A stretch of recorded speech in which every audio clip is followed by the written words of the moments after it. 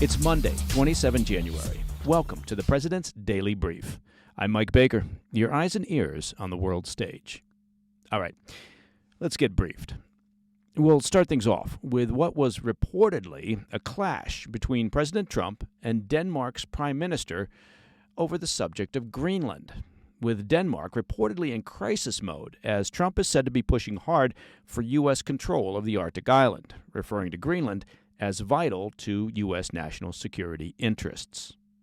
Later in the show, the ceasefire between Israel and Hamas continues to hold as President Trump pressures Jordan and Egypt to accept more Palestinian refugees and floats a plan to, quote, clean out Gaza. Plus, as Secretary of State Marco Rubio takes office, the State Department announces a pause on nearly all foreign aid, making exceptions only for emergency funding to Israel and Egypt. And in today's back of the brief, it took, 5 years, but the CIA, the Central Intelligence Agency, finally shifted positions on the origins of the COVID-19 virus, now supporting the lab leak theory as the most plausible theory. Yes, there was a lab in Wuhan carrying out COVID work with a history of lax safety protocols, and then COVID breaks out in Wuhan. It's such a mystery. If only we had some clues.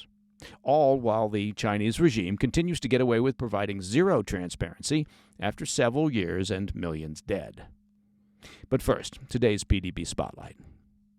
We're hearing reports of what's being described as a combative phone call between President Trump and the Danish Prime Minister, painting a contentious picture of U.S.-Danish relations over Greenland.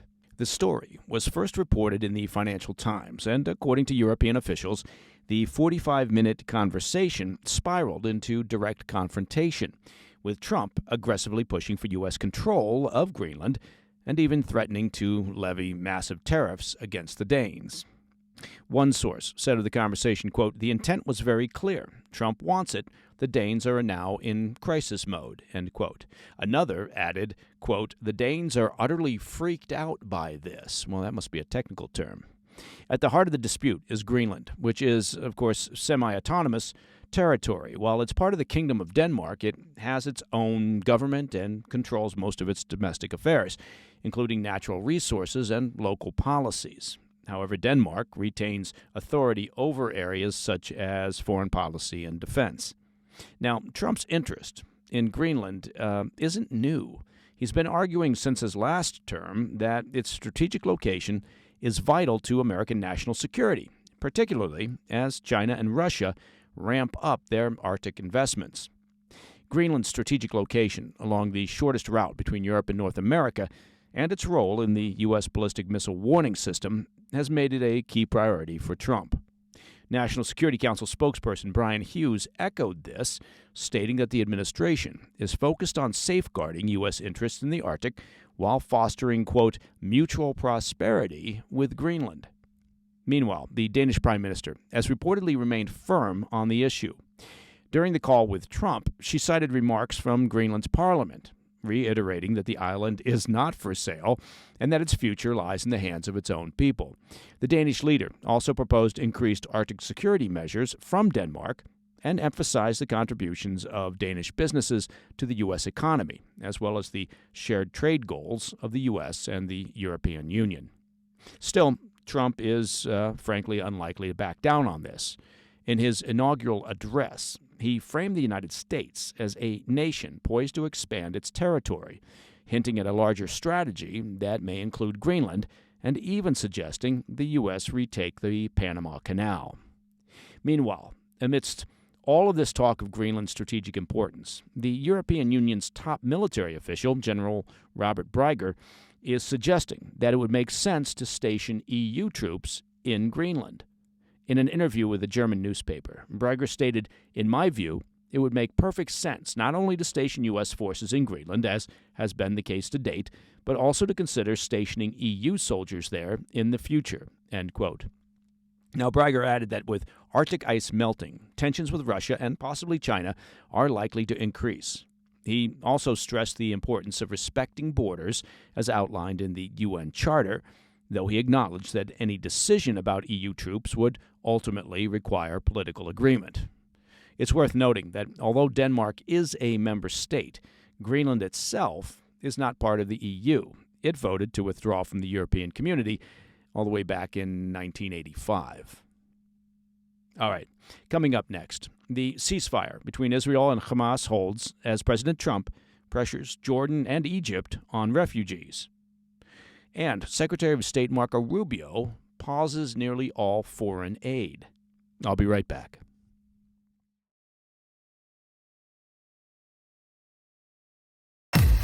Welcome back to the PDB. Turning to the fragile Israel-Hamas ceasefire agreement, 4 female Israeli soldiers taken hostage during the 7 October 2023 terror attack returned home Saturday as part of the second prisoner exchange. In return, Israel released some 200 Palestinian prisoners, including individuals convicted of deadly attacks. In Gaza City, the 4 Israeli hostages, flanked by masked Hamas terrorists, offered faint gestures of resilience, waving and giving thumbs up as they emerged from months of captivity under what can only be described as extremely harsh conditions, including forced participation in Hamas propaganda videos.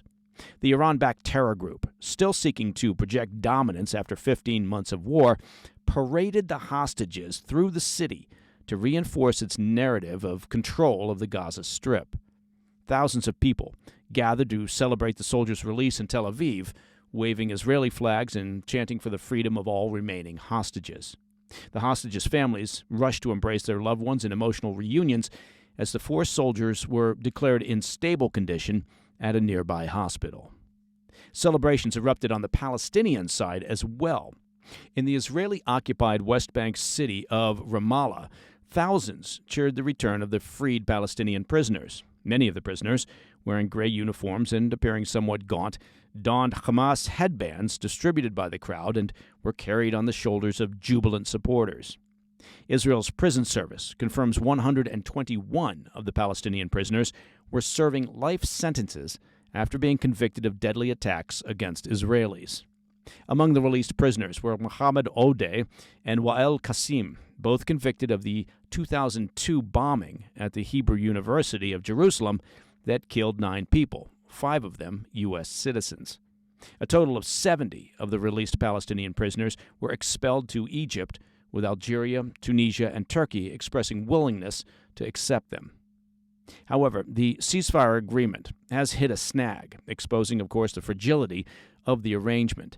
Israel delayed the return of displaced Palestinians to northern Gaza, citing Hamas's failure to release civilian hostage Arbel Yehud, taken from a kibbutz, or communal settlement, during the 7 October terror attack.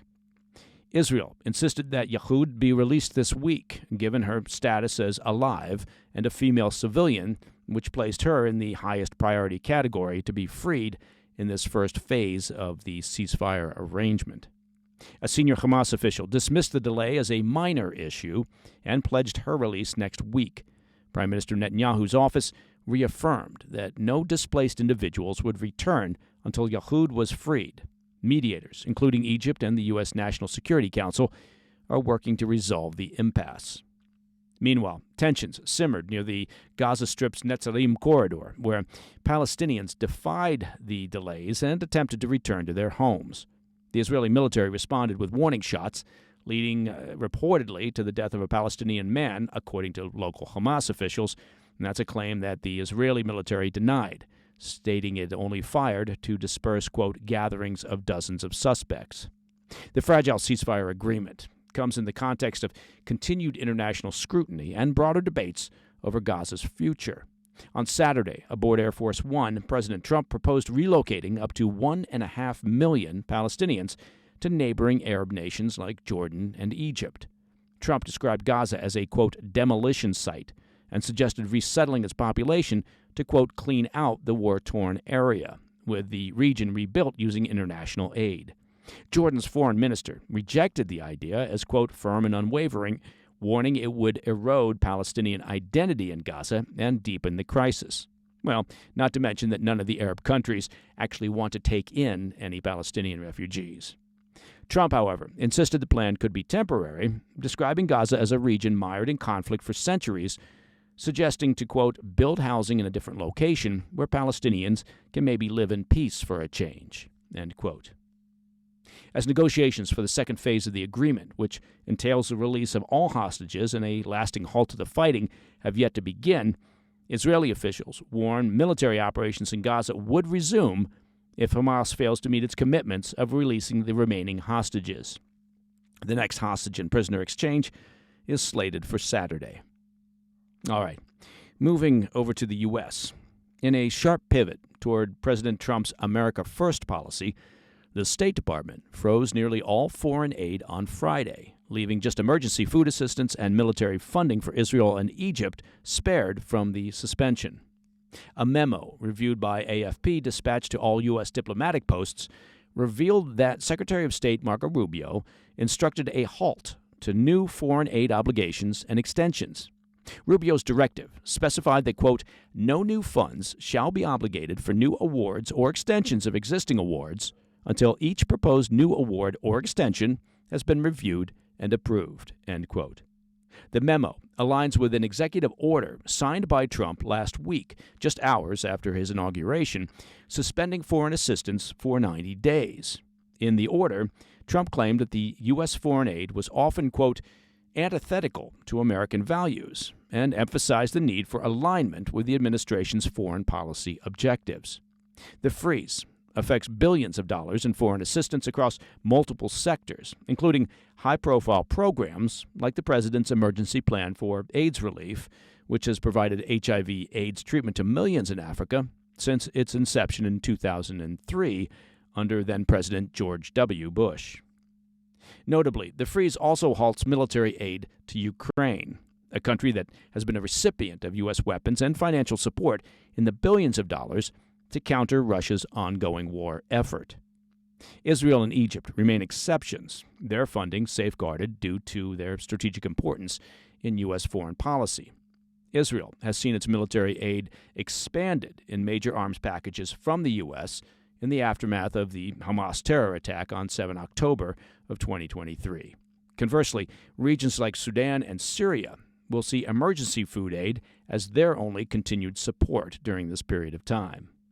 In a public statement on Wednesday, Rubio further justified Trump's executive order, declaring, quote, every dollar we spend, every program we fund, and every policy we pursue must be justified by its contribution to U.S. safety, strength, and posterity.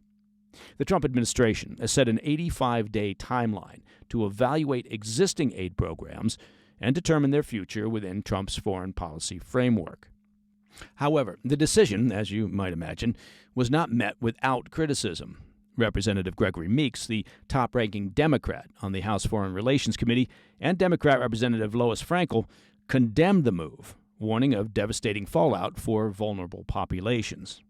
In a joint letter, they stated, quote, now U.S. credibility is on the line, and it appears we will cut and run from American commitments to our partners around the world, end quote.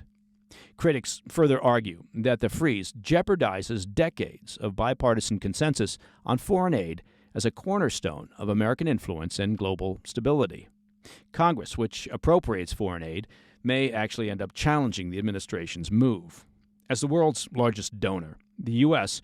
provided over $64 billion in overseas development assistance just in 2023.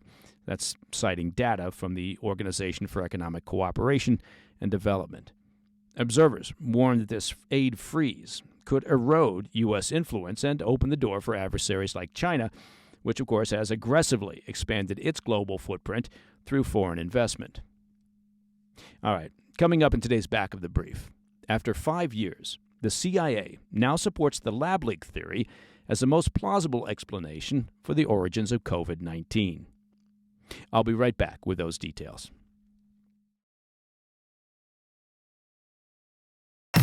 In today's Back of the Brief, after 5 years, the CIA has endorsed the lab leak hypothesis as the most plausible explanation of COVID-19's origins, albeit with low confidence. This shift comes under newly appointed Director John Ratcliffe, signaling a fresh approach to a debate that has, frankly, fractured intelligence agencies.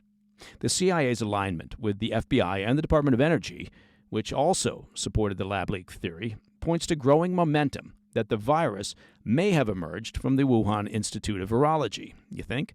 Yet this endorsement arrives, without any new evidence, and that's an admission made by a CIA spokesperson. Ratcliffe, previously the Director of National Intelligence under the first Trump administration, made this reassessment a top priority upon taking office. In an exclusive interview with Breitbart News, Ratcliffe lambasted the agency's long-standing neutrality on COVID-19's origins, stating, quote, "The CIA has been sitting on the sidelines for 5 years and not making an assessment about the origins of COVID. That's a day one thing for me," he said, end quote. His remarks underscore a broader push to refocus national security strategy on perceived threats from China, which he identifies as a critical adversary. The timing of this development is significant. Former CIA Director William Burns reportedly urged the agency to adopt a clear position on COVID-19's origins during his final days at the agency, paving the way for Ratcliffe to declassify the agency's findings. This pivot places renewed scrutiny on a theory that, once was dismissed as fringe. Proponents of the lab leak hypothesis have long pointed to U.S.-funded research at the Wuhan Institute of Virology and its proximity to the wet market where initial COVID-19 cases emerged. Sometimes we would refer to those as clues. Critics of the zoonotic theory, which posits that the virus jumped from animals to humans, note that no intermediary host has ever been identified. Further complicating the debate are whistleblower allegations that some CIA analysts were bribed to dismiss the lab leak theory. These claims have heightened tensions within the intelligence community, with the National Intelligence Council still backing the zoonotic explanation. The lack of consensus underscores the enduring complexity of pinpointing the virus's origins. In large part because the Chinese regime under Xi Jinping has refused to provide any transparency or to collaborate in any meaningful way with the global community. So there's that. Senate Intelligence Committee Chairman Tom Cotton, a prominent advocate of the lab leak theory, praised Ratcliffe on X, stating, quote, "I commend Director Ratcliffe for fulfilling his promise to release this conclusion. The most important thing now is to make China pay for unleashing a plague on the world," end quote. Beijing consistently denies the lab leak theory, maintaining that the virus emerged naturally. However, these denials have done little to temper tensions, as Ratcliffe's tenure signals a hardening of the U.S. posture toward China. With millions of lives lost to COVID-19, Ratcliffe is calling for accountability from Beijing. Good luck with that, setting the stage for potential diplomatic friction in the months ahead. And that, my friends, is the President's Daily Brief for Monday, 27 January. Now, as all the Hepcats know, to listen to the show ad-free, it is simple. Just become a premium member of the President's Daily Brief by visiting pdbpremium.com. And I hope you had a chance to check out this past weekend's episode of our extended weekend show, the PDB Situation Report. You can catch it, as well as past episodes, on our YouTube channel. And you can find our YouTube channel at President's Daily Brief, as well as, of course, all podcast platforms. I'm Mike Baker, and I'll be back later today with the PDB Afternoon Bulletin. Until then, stay informed, stay safe, stay cool. Hey, thanks for tuning in. If you enjoyed this video, don't forget to hit that like button and leave a comment, a really positive, nice, and kind comment. That would be appreciated. And if you're not already subscribed to our channel, make sure to subscribe and turn on notifications so you don't miss any of our daily updates.